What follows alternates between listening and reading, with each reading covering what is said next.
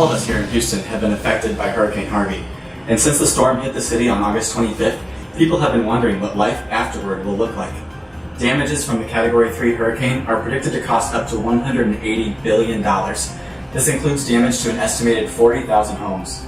It's no surprise Hurricane Harvey has displaced more than 17,000 people. Good evening, and welcome to Houston 9 News. My name is Kyle Paynes. I'm Todd Massey. We'll be taking a look at the reconstruction process after the devastation caused by Hurricane Harvey.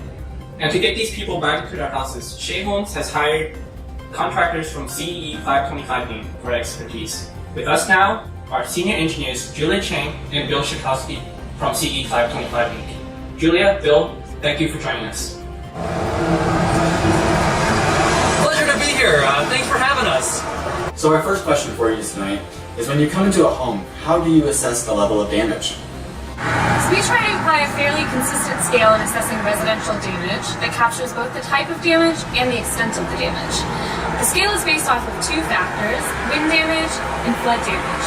By walking through the property, we collect quantitative and qualitative measures of the damage through still images and video, including roof cover damage, window and door damage, roof deck failure, foundation damage, permanent structure damage. Yeah, and there's also wall cladding damage and wall structure failure, roof structure failure, as well as structural damage and still water flood depth. And so from these measures, we can separate wind and flood damage into 7 separate categories. These categories begin with WF0, which has no visible damage, and goes all the way up through WF6, which means total structural failure of the building. Our next question is, so which category of homes are you finding most prevalent from Hurricane Harvey destruction? That's a great question, Tom. After extensive research of the Houston area, we're seeing a majority of the homes being classified as either WF3 or WF4. The WF stands for wind and flood damage.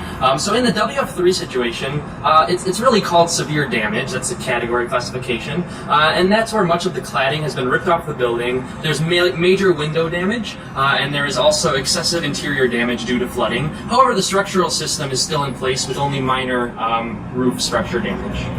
And in a WF4 situation, which we're saying here as well, we classify that as very severe damage, which is more serious but reparable structural damage and significant roof damage. There's often complete roof failure or siding failure and extreme window and door damage.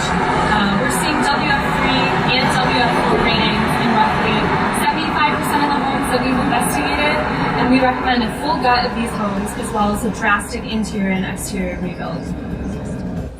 Can you describe the typical process of repairing and rebuilding this type of damaged home? Well, first and foremost, you need to assess whether or not there's foundational and structural damage. It can be dangerous to even enter a home if framing or the structure has been compromised, as well as if the foundation cracked. But once it's determined by structural experts that the foundation and structure is still intact, then the interior MEP roof and cladding damage can be addressed.